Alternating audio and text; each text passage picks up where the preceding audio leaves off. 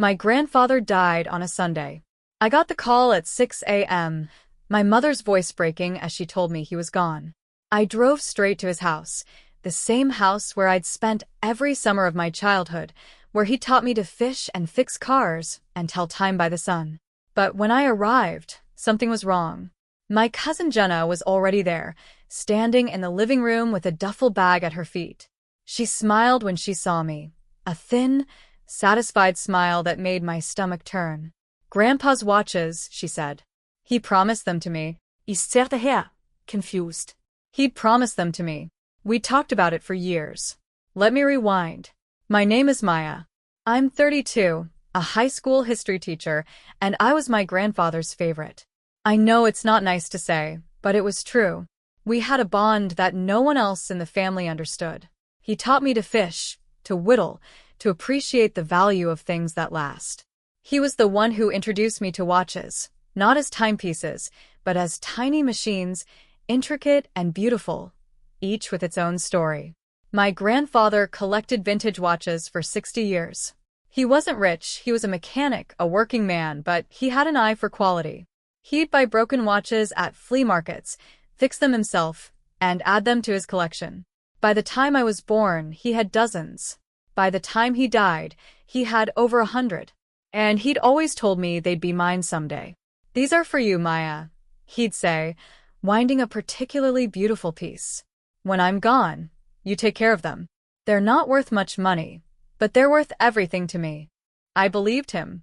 I never questioned it. They were just old watches, right? Sentimental, valuable only to us. My cousin Jenna was a different story. She was my aunt's daughter, 5 years older, always competitive, always trying to prove she was the favorite. She'd visit Grandpa occasionally, bring him gifts, act interested in his hobbies. But she never really understood him. She never sat with him for hours listening to his stories, learning his trade. When Grandpa got sick, the family gathered. There were quiet conversations, hushed arguments, the usual tensions that come when a loved one is dying. But no one talked about the watches. No one mentioned the will. I assumed everything was settled. I was wrong. The funeral was a blur. Relatives I hadn't seen in years, awkward condolences, the strange emptiness of a house without its heart. I stayed in the background, grieving quietly, trying to process the loss. After the service, the family gathered at Grandpa's house for the reading of the will. His lawyer, a kind man named Mr. Harrison, who'd known Grandpa for decades, sat at the dining room table and began to read. The will was straightforward. The house, the savings, the small investments, all divided among his children. Nothing surprising. Then came the final paragraph. "To my granddaughter Jenna, I leave my collection of vintage watches. She has always shown a keen interest in my hobby, and I trust she will care for them as I have." I felt the blood drain from my face. Jenna? The watches were going to Jenna? I looked across the table at her. She was smiling, that same thin, satisfied smile I'd seen at the door. She knew. She'd known all along. After the reading, I confronted her in the kitchen. "Jenna, what did you do?" "Grandpa promised those watches to me. We talked about it for years." She shrugged, still smiling. "People change their minds, Maya. He told me he wanted me to have them. Maybe he realized I'd appreciate them more." "That's not true. You barely visited him. You never cared about his collection." "I cared enough to ask. Maybe you should have asked too." I walked away, my mind spinning. Something wasn't right. Grandpa wouldn't have changed his mind without telling me. He wouldn't have broken his promise. Over the next few weeks, I tried to let it go. Watches are just things, I told myself. It's not worth fighting over. But the thought gnawed at me, kept me up at night, poisoned my memories of him. Then one day, I got a call from a woman named Sarah. She was an old friend of Grandpa's, someone I'd met at his funeral. She'd heard about the will, about the watches, about my reaction. "Maya, I need to tell you something," she said. "Your grandfather had those watches appraised a few years ago." He told me about it. He was shocked by what they were worth. Worth? He always said they weren't worth much. He was wrong. The appraiser told him the collection was worth over $400,000. Some of those watches are rare, valuable, sought after by collectors. He was planning to tell the family, but then he got sick. $400,000. The watches weren't just sentimental, they were a fortune. And Jenna had them all. I hung up the phone, my hands shaking. $400,000. Jenna had taken not just my grandfather's legacy, but a small fortune. And she'd done it by manipulating his will, by pretending to care, by lying to everyone. I called a lawyer the next day. A woman named Priya, who specialized in estate disputes. She listened to my story, then asked one question. Do you have any evidence that your grandfather intended you to have the watches? I thought about the years of conversations, the moments when he'd show me his collection, the promise he'd made again and again. But I had nothing in writing, nothing legal. I have memories, I said. I have witnesses. Sarah, who knew about the appraisal. Other family members who heard him talk about me and the watches. It's not much, but it's something. We'll need to dig deeper. And we'll need to see the will, the original, not just the copy you were given. Priya started digging immediately. She requested a copy of the original will from the probate court, the lawyer's records, any documentation related to the watch collection. What she found made my blood run cold. The will had been revised 6 months before my grandfather's death, a codicil that changed the watch bequest from my granddaughter Maya to my granddaughter Jenna. The signature looked like Grandpa's, but something about it felt wrong. The date, the phrasing, the circumstances, all of it raised questions. And then there was the timing. 6 months before he died was when Jenna had started visiting him regularly. Priya brought in a handwriting expert. She specialized in detecting forgeries, identifying the subtle differences that betray a fake signature. She compared the signature on the codicil with dozens of examples of Grandpa's handwriting, letters, checks, old documents. Her conclusion was devastating. There are inconsistencies, she said. The pressure points are wrong. The slant is slightly off. It's a very good forgery, but it's a forgery nonetheless. Someone practiced copying his signature and got close, but not close enough. Someone had forged my grandfather's signature. Someone had changed his will. And that someone I was certain was Jenna, but proving it was another matter. The codicil had been witnessed by 2 people, a man and a woman whose names I didn't recognize. Priya tracked them down. One was a friend of Jenna's, a woman named Chloe who lived in another state. The other was a man named Mark, also connected to Jenna through mutual friends. Neither had ever met my grandfather. Neither had any business witnessing his will. We had them, or so I thought. Jenna, when confronted, denied everything. She claimed Grandpa had changed his mind freely, that the witnesses were acquaintances who'd happened to be visiting, that the signature was genuine. She even produced a letter, supposedly from Grandpa, expressing his wish that she have the watches. The letter was typed, not handwritten, and undated. It proved nothing. The family was divided. Some believed me. Others thought I was bitter, jealous, trying to steal what wasn't mine. My aunt, Jenna's mother, stopped speaking to me entirely. My own mother was torn. She wanted to support me, but she also wanted to keep the peace. Meanwhile, Jenna had already sold some of the watches. I saw photos on social media, her wearing one, posting about her inheritance, bragging about the money she'd made. She'd taken them to a dealer, cashed them in, spent the proceeds on a new car, a vacation, a wardrobe upgrade. The watches were disappearing. The evidence was being destroyed. Priya filed a motion to freeze the remaining watches, to prevent Jenna from selling any more until the case was resolved. The judge granted it, but only after Jenna had already sold a dozen of the most valuable pieces. We estimated her take so far at over $150,000. The family war escalated. My aunt accused me of harassing Jenna.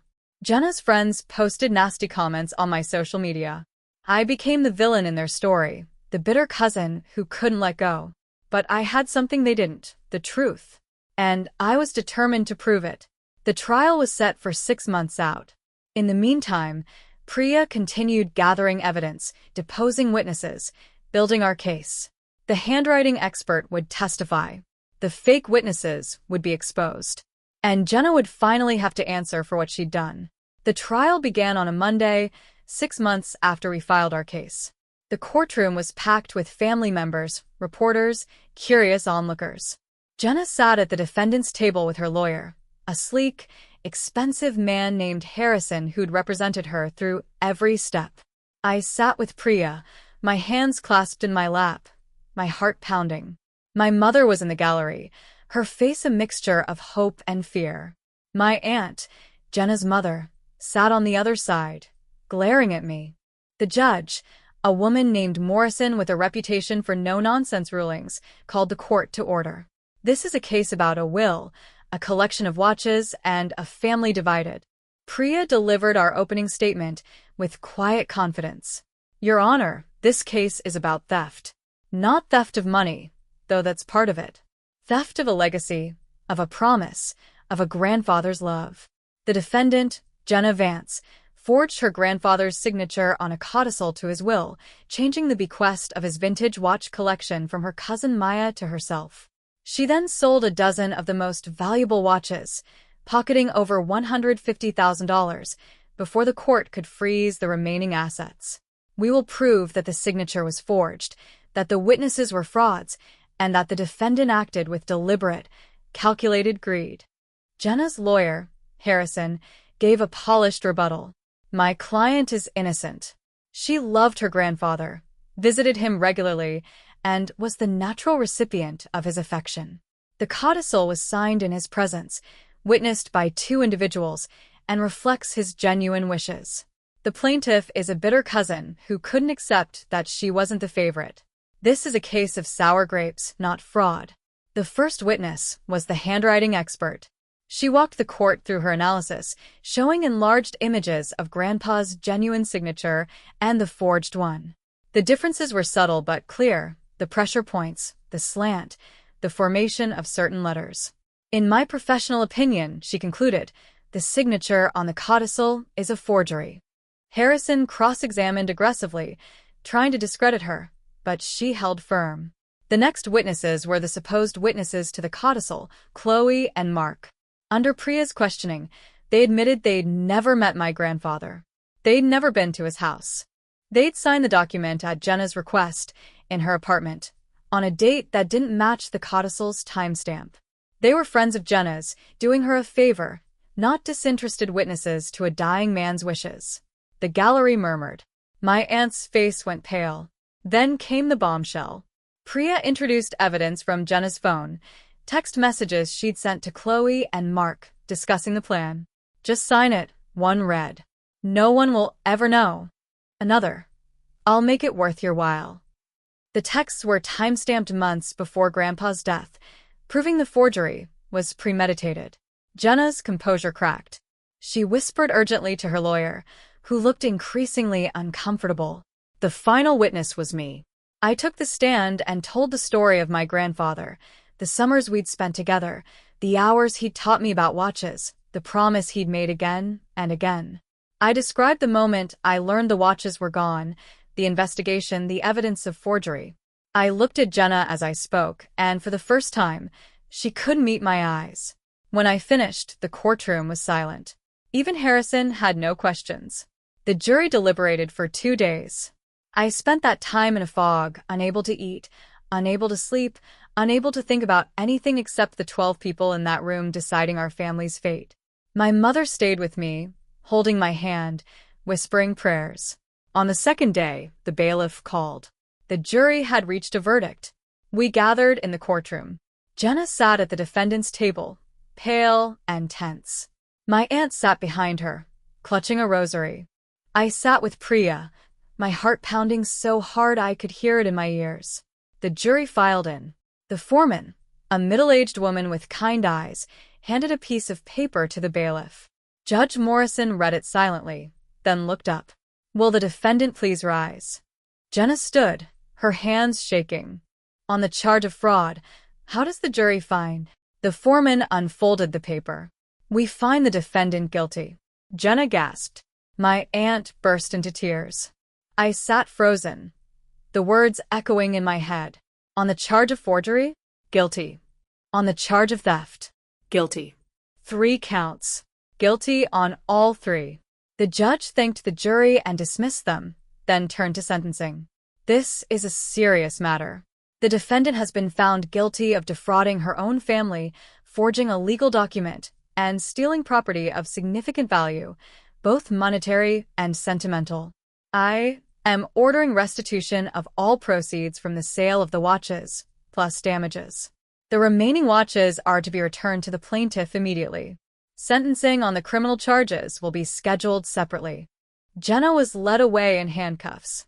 My aunt screamed. The courtroom erupted. I sat in my seat, tears streaming down my face, as the weight of 2 years of fighting finally lifted. The watches were returned to me, what was left of them. 12 were gone, sold to collectors around the world. Jenna was ordered to pay back the $150,000 she'd made, plus interest, but collecting would take years. Some of the watches might never be recovered, but I had the rest. Over 80 vintage timepieces, each with its own story, each a piece of my grandfather's life. I held them in my hands, feeling their weight, remembering his voice. The family, of course, was shattered. My aunt never spoke to me again. Jenna, after serving 6 months in county jail, moved to another state and started over. Some relatives took her side, blaming me for destroying the family. Others slowly came around, recognizing the truth. But the biggest surprise was yet to come. A few weeks after the trial, I got a call from an auction house. They'd heard about the collection and wanted to appraise it properly, not just for insurance but for potential sale. I agreed, curious about what they'd find. The appraiser spent a day examining each watch, documenting its history, researching its value. When he finished, he handed me a report with a number that made my jaw drop. The appraiser's name was Mr. Davenport. He was a quiet man in his 60s, with gentle hands and an encyclopedic knowledge of vintage timepieces. He spent 3 days with my grandfather's watches, examining each one, consulting reference books, making notes in a leather-bound journal. I watched him work, nervous and curious. When he finally finished, he sat me down at the kitchen table, the same table where Grandpa and I had shared countless meals, and opened his report. MS. Maya, he said, his voice soft, I've been in this business for 40 years. I've seen a lot of collections, but this... He paused, shaking his head. This is extraordinary. The report was 60 pages long. Each watch was photographed, described, and valued. Some were worth a few $100s. Others were worth thousands. And three of the watches were worth a fortune. The first was a Patek Philippe from 1952. Grandpa had found it at a flea market for $50, recognized its quality, and spent years restoring it. Mr. Davenport estimated its value at $80,000. The second was a Rolex Daytona from 1968, a rare model coveted by collectors. Grandpa had traded a lawnmower for it. Value, $120,000. The third was the crown jewel, a Omega Speedmaster from 1965, the same model worn by astronauts on the Apollo missions. Grandpa had bought it at an estate sale for $200, never realizing what he had. Value, $200,000. The total appraised value of the collection, $680,000. I stared at the number, unable to process it. $682,000. My grandfather, the mechanic, the flea market enthusiast, had amassed a small fortune without ever knowing it. There's more, Mr. Davenport said. Several of the watches your cousin sold were also valuable. A few even threatened to contest the will again, to claim that Grandpa had intended the collection to be shared. He stood firm. The watches were mine, legally, morally, rightfully mine. But the weight of that ownership was crushing. Then, one night, I had a dream about Grandpa. He was sitting at his workbench, winding a watch, looking up at me with that familiar twinkle in his eye. Don't let them break you, Maya, he said. Do what's right for you. Not for them. For you. I woke up with tears on my face and a decision in my heart. I sold 3 watches. Not all of them, just the 3 most valuable ones, the Patek Philippe, the Rolex Daytona, and the Omega Speedmaster. I sold them through Mr. Davenport's auction house, in a private sale that took months to arrange. The proceeds, $380,000 after fees and taxes.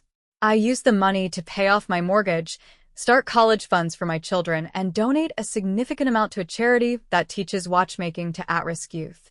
The rest of the watches, over 80 of them, I kept. They sit in a custom display case in my living room, a daily reminder of my grandfather's love and legacy. The family reaction was predictable. Some praised me for my generosity to charity. Others criticized me for selling off Grandpa's legacy. A few, the ones who'd hoped for handouts, were furious that I hadn't shared the money with them. My aunt stopped speaking to me entirely. Jenna, out of jail but still bitter, wrote me a long letter accusing me of destroying the family for profit. I didn't respond, but something unexpected happened. A cousin I'd never been close to, a quiet woman named Sarah who'd stayed out of the drama, reached out to me. She wanted to learn about the watches, their history, their stories, their value. I spent an afternoon with her, showing her the collection, telling her about Grandpa, sharing the memories each watch held. "I never knew," she said softly. "I never knew any of this. He was just Uncle Frank to me. I didn't know he was so special." He was special. And now you know. Sarah and I started meeting regularly. She became the family member I could talk to, the one who understood. We even started a small tradition. Every year on Grandpa's birthday, we'd take out a few watches, win them, and tell stories about him. It was a way of keeping his memory alive, of honoring what he'd given us. The rest of the family slowly healed, or didn't. Some wounds never close. But I learned that family isn't just about blood. It's about the people who show up, who listen, who understand. Sarah showed up, and that made all the difference. As for the watches, they're more than just objects now. They're a bridge between past and future, between Grandpa and me, between me and the next generation. My daughter, only 7, already loves to look at them, to ask about their stories. She points to the one Grandpa wore every day, a simple, inexpensive Timex, and says, "That one's my favorite. It's worth maybe $50, but to her it's priceless." That's the thing about heirlooms. Their real value isn't on an appraisal. It's in the stories they carry, the memories they hold, the love they represent. Grandpa knew that. And now, finally, I do too. The micro-niche here isn't just inheritance disputes or family heirlooms. It's about the difference between value and worth, between money and meaning. It's about learning that some things are irreplaceable, not because of their price tag, but because of the love they represent. It's about a grandfather who taught his granddaughter to see beauty in the small things, and a granddaughter who finally understood. Do you have a family heirloom that means more than money? What story does it carry? Share your memories in the comments below. Let's celebrate the objects that connect us to our past and the people who gave them to us. And if this story of watches, betrayal, and hard-won wisdom resonated with you, share it. Sometimes, the most valuable things in life can't be appraised. Thanks for listening.